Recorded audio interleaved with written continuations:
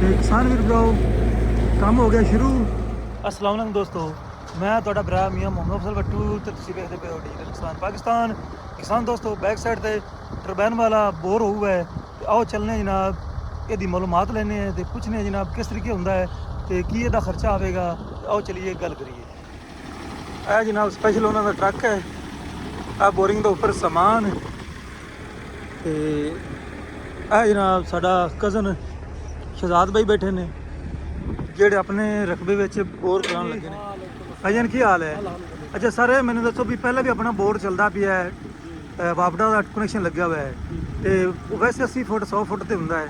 ਇਹ ਕਿਹੜੀ ਲੋੜ ਪੈ ਗਈ ਆਪਾਂ ਨੂੰ ਟਰਬਾइन ਵਾਲੇ ਮਾਮਲੇ ਪਿੱਛੇ ਆ ਗਏ ਵੀ ਇਹ ਕਰਾਉਂਦੇ ਪਏ? ਸਾਰੇ ਦੋਸਤਾਂ ਦਾ ਇਹ ਮਸ਼ਵਰਾ ਕਿਉਂਕਿ ਆਪਾਂ ਪਹਿਲੇ ਕਰਵਾਇਆ ਤਾਂ ਨਹੀਂ, ਲੇਕਿਨ ਦੋਸਤਾਂ ਦੇ ਭਾਈਆਂ ਦਾ ਹੋਇਆ ਵੇ ਵੇਖਿਆ ਤੇ ਉਹਨਾਂ ਦਾ ਮਤਲਬ ਅੱਛਾ ਰਿਜ਼ਲਟ ਹੈ ਇਹਦਾ।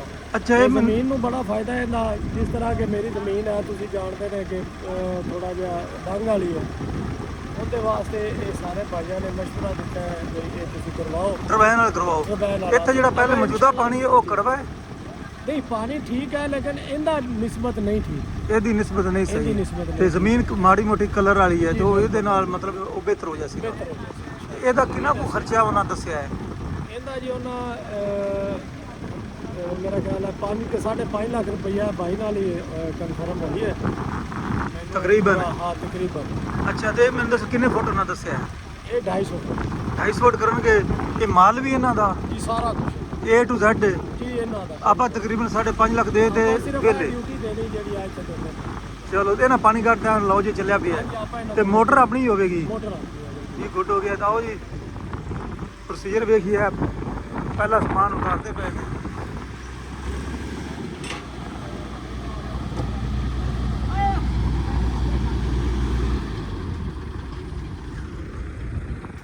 ਤੇ ਸ਼ਹਜ਼ਾਦ ਭਈਆ ਪਾਣੀ ਕਿਸ ਵਾਸਤੇ ਜਮ੍ਹਾਂ ਕੀਤਾ ਹੈ?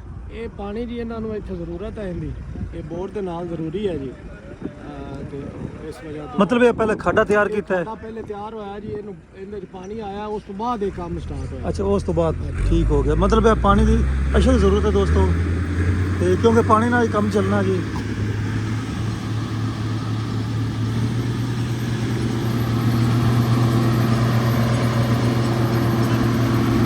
ਲਓ ਜੀ ਪਹਿਲਾ ਸਟੈਪ ਦੋਸਤੋ।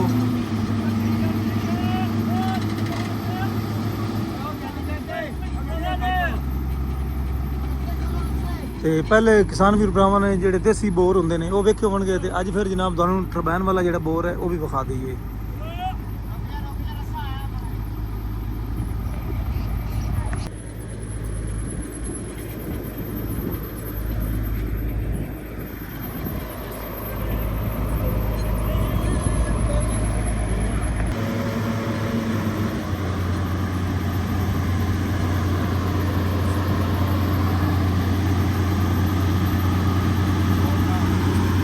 ਤੇ ਜਿਸ ਤਰੀਕੇ ਜਨਾਬ ਪ੍ਰੋਸੀਜਰ ਮੁਕੰਮਲ ਹੋਇਆ, ਪਾਣੀ ਨਿਕਲਾ ਤੇ ਮੈਂ ਆਪਣੇ ਵੀਰ ਭਰਾਵਾਂ ਨੂੰ ਮਜ਼ੀਦ ਮਾਲੂਮਾਤ ਦੇਵਾਂਗਾ ਇਨਸ਼ਾਅੱਲਾ ਤਾਲਾ।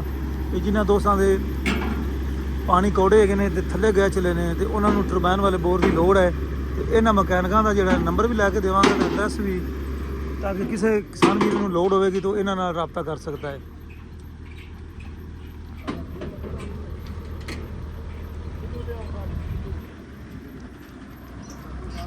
ਉਹ ਚੈੱਕ ਕਰੋ।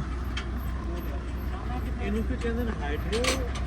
ਤੇ ਪਰਲੇ ਪਾਸੇ ਜਨਾਬ ਆਪਰੇਟਰ ਖੜਾ ਹੈ ਤੇ ਸਾਰਾ ਕੰਟਰੋਲ ਉਹਨਾਂ ਦੇ ਹੱਥ ਵਿੱਚ ਹੈ। ਇਹ ਹੁਣ ਜਨਾਬ ਉੱਪਰ ਜਾ ਰਹੇ ਨੇ। ਹੁਣ ਇੱਥੇ ਸਮਝ ਨਹੀਂ ਆਉਂਦੀ ਵੀ ਇਹ ਕੀ ਕਰਨ ਲੱਗੇ ਨੇ, ਲੇਕਿਨ ਵੇਖਨੇ ਆ ਜੋ ਹੁੰਦਾ ਨਜ਼ਰ ਆ ਜਾਵੇਗਾ। ਹਾਂ ਮੇਰਾ ਖਿਆਲ ਹੈ ਵੀ ਉੱਥੇ ਵੀ ਇਹਦਾ ਲੈਵਲ ਸੈੱਟ ਕਰੂ। ਤੇ ਕਿਸਾਨ ਵੀਰ ਭਰਾਓ ਇੱਥੇ ਜਨਾਬ ਜਿਹੜਾ ਬੋਰ ਹੋਣਾ ਹੈ ਉਹ ਵਰਮੇ ਵਾਲਾ ਨਹੀਂ ਹੋਣਾ। ਵੈਸੇ ਤਾਂ ਟਰਬਾइन ਵਾਲਾ ਬੋਰ ਹੁੰਦਾ ਪਿਆ ਹੈ, ਲੇਕਿਨ ਇਹਦੇ ਵਿੱਚ ਸਬਮਰਸੀਬਲ ਮੋਟਰ ਪਾਈ ਜਾਸੀ ਦੀ 15 ਹਾਰਸ ਪਾਵਰ ਦੀ। ਤੇ ਬੋਰ ਦੀ ਜਿਹੜੀ ਗਹਿਰਾਈ ਹੈ ਉਹ ਤਕਰੀਬਨ 250 ਤੋਂ 300 ਹੋ ਸਕਦੀ ਹੈ, ਤਾਂ ਕਿ ਜਿਹੜਾ ਪਾਣੀ ਹੈ ਨਾ ਉਹ ਮਿੱਠਾ ਨਿਕਲੇ ਤੇ ਜ਼ਮੀਨਾਂ ਨੂੰ ਫਾਇਦਾ ਦੇਵੇ। ਤੇ ਫਿਟਿੰਗ ਕਰੀਬ ਹੈ ਦੋਸਤੋ, ਜੋ ਹੀ ਹੁੰਦੀ ਹੈ ਤੇ ਇਹ ਜਨਾਬ ਕੰਮ ਚੱਲ ਜਾਸੀ ਦਾ। ਦੋਸਤੋ ਇਹ ਜਨਾਬ ਪਹਿਲਾ ਸਟੈਪ ਇਹ ਵਰਮਾ ਗਿਆ ਜੀ। ਇਹਦੇ ਨਾਲ ਇਸ ਦੀ ਫਿਟਿੰਗ ਹੋਵੇਗੀ ਕਾਬਲਿਆਂ ਦੇ ਜ਼ਰੀਏ ਤੇ ਵਰਮਾ ਤਕਰੀਬਨ ਫਿਟਿੰਗ ਵਾਲੀ ਮਰਾਹਲ ਵਿੱਚ ਤੇ ਆਓ ਹੁਣ ਤੁਹਾਨੂੰ ਮੈਂ ਪੂਰੇ ਟਰੱਕ ਦਾ ਵਿਜ਼ਿਟ ਕਰਵਾ ਲਵਾਂ। ਇਹ ਇਹਨਾਂ ਦੇ ਸਿਸਟਮ ਲੱਗੇ ਹੋਏ ਜੀ।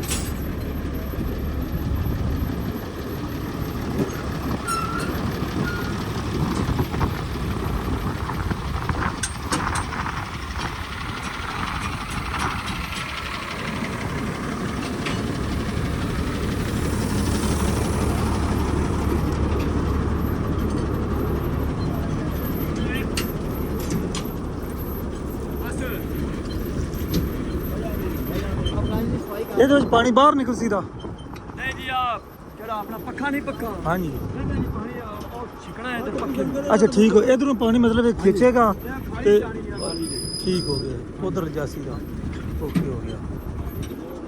ਇਹਦੇ ਜ਼ਰੀਏ ਪਾਣੀ ਖਿੱਚ ਕੇ ਜਨਾਬ ਬੋਰੇ 'ਚ ਤੇ ਇਹ ਨਿਕਾਸੀ ਹੈਗੀ ਹੈ ਇਸ ਪੈਪ 'ਚ ਆ ਗਈ ਸਾਰਾ ਜਨਾਬ ਹਾਈਡ੍ਰੋਲਿਕ ਸਿਸਟਮ।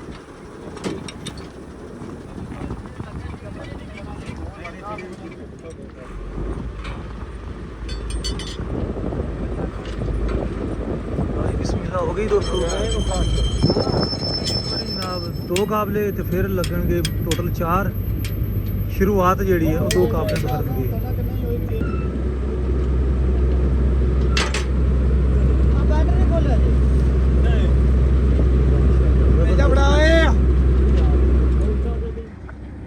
पानी खुल गया जी ते भरा लगा खड़ा कई नाल ते काम होने लगा जी प्रैक्टिकल शुरू।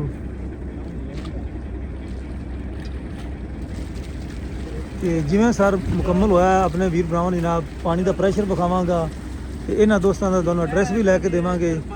ਅਗਰ ਤੁਸੀਂ ਇਸ ਤਰ੍ਹਾਂ ਦਾ ਕੋਈ ਬੋਰ ਕਰਵਾਉਣਾ ਹੋਵੇ ਤਾਂ ਫਿਰ ਇਹਨਾਂ ਨਾਲ ਰਾਬਤਾ ਕਰ ਲਵੇ ਜੀ।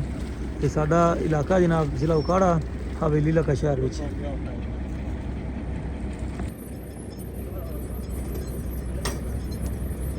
अच्छा मौलवी साहब छोटा ਜਿਹੜਾ ਪੈਪ ਹੈ ਇਹਨੂੰ ਕਿਸ ਵਾਸਤੇ ਰੱਖਿਆ ਹੈ?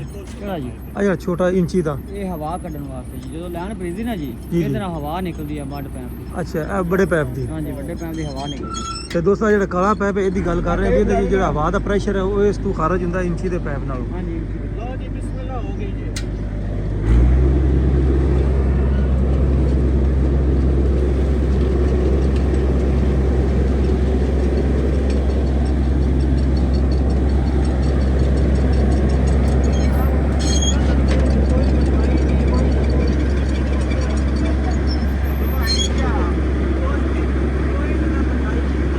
मौलवी साहब और पानी लीक करता फिर पानी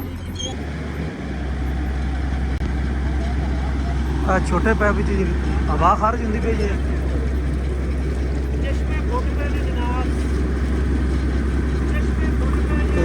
और परले पैप ਦੇ ਵਿੱਚੋਂ ਨਾ ਜਿਹੜਾ 3 ਇੰਚ ਦਾ ਤਕਰੀਬਨ ਜਾਂ 4 ਇੰਚ ਦਾ ਪੈਪ ਹੈ ਉਹਦੇ ਵਿੱਚ ਪਾਣੀ ਖਿੱਚਦੇ ਪਰਲੇ ਪਾਸੋਂ ਆ ਰਿਹਾ ਜਨਾਬ। ਇਹ ਜਿਹੜਾ ਪੰਪ ਹੈ ਇਹਦੇ ਉੱਪਰ ਵਾਲੀ ਸਾਈਡ ਤੋਂ ਹਵਾ ਤੇ ਪਾਣੀ ਨਿਕਲਦਾ ਪਿਆ ਹੈ। ਚੈੱਕ ਕਰੋ ਕੰਮ ਹੋ ਗਿਆ ਜੀ ਓਕੇ।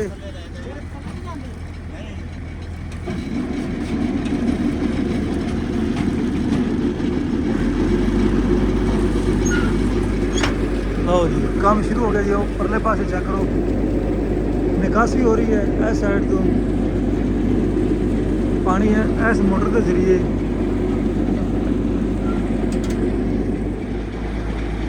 ਤੇ ਸੇਮ ਜਿਸ ਤਰੀਕੇ ਵੱਡਾ ਬੋਰ ਆਪਾਂ ਕਰਨੇ ਆ ਪਹਿਲੇ ਇੱਕ ਪੈਪ ਜਾਂਦਾ ਥੱਲੇ ਫਿਰ ਦੂਸਰਾ ਫਿਰ ਤੀਸਰਾ ਤੇ ਇਹਦਾ ਵੀ ਜਨਾਬ ਪਹਿਲੇ ਇੱਕ ਪੈਪ ਜਾਵੇਗਾ ਫਿਰ ਦੂਸਰਾ ਫਿਰ ਤੀਸਰਾ ਬੋਰ ਮੁਕੰਮਲ ਹੋ ਜਾਸੀ।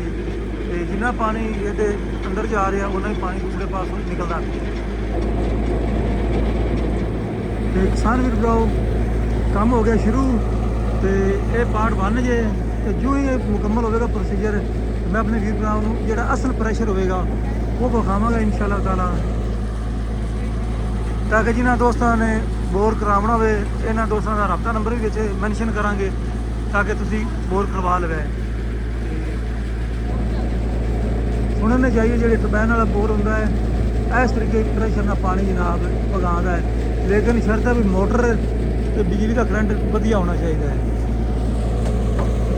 ਤੇ ਦੋਸਤੋ ਪਹਿਲਾ ਪੈਪ ਤਿਆਰ ਚੈੱਕ ਕਰੋ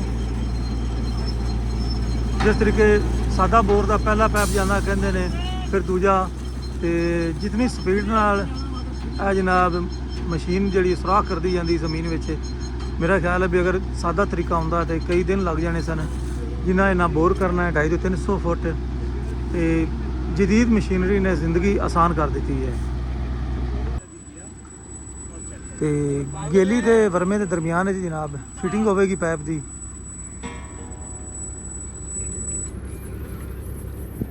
ਤੇ ਪਹਿਲਾ ਪੈਪ ਫਿੱਟ ਹੋ ਗਿਆ ਹੈ, ਥੱਲੇ ਵਾਲੇ ਪਾਸੇ ਤਾਂ ਉੱਪਰ ਵਾਲੀ ਸਾਈਡ ਤੋਂ ਫਿਟਿੰਗ ਕਰਦੇ ਪਏ ਨੇ ਗੇਲੀ ਦੇ ਨਾਲ। ਤੇ ਇਸੇ ਤਰ੍ਹਾਂ ਜਨਾਬ ਇੱਕ ਤੋਂ ਲੈ ਕੇ ਜਿੰਨੇ ਪਾਈਪਾਂ ਦੀ ਲੋੜ ਹੈ ਫਿਟਿੰਗ ਕਰਕੇ ਬੋਰ ਹੋ ਜਾਵੇਗਾ। ਤੇ ਸਮਝੋ ਵੀ 17 ਫੁੱਟ ਜਿਹੜਾ ਇਹਨੂੰ ਬੋਰ ਹੋ ਗਿਆ ਹੈ। ਮਤਲਬ ਇਹਨਾਂ ਦਾ ਜਿਹੜਾ ਆਪਾਂ ਕਹਿੰਦੇ ਆ ਵੀ ਖੂਹ, ਉਹ ਖੂਹ ਖੱਟਿਆ ਗਿਆ ਜੀ।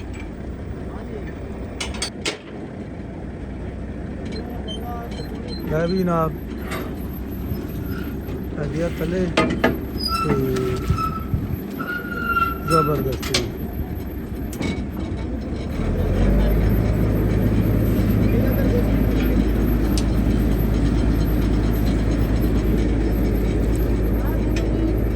ਕਿਸਾਨ ਵੀਰ ਭਰਾਓ, ਪਹਿਲਾ ਮਰਹਲਾ ਮੁਕੰਮਲ। ਤੇ ਜਿਉਂ ਹੀ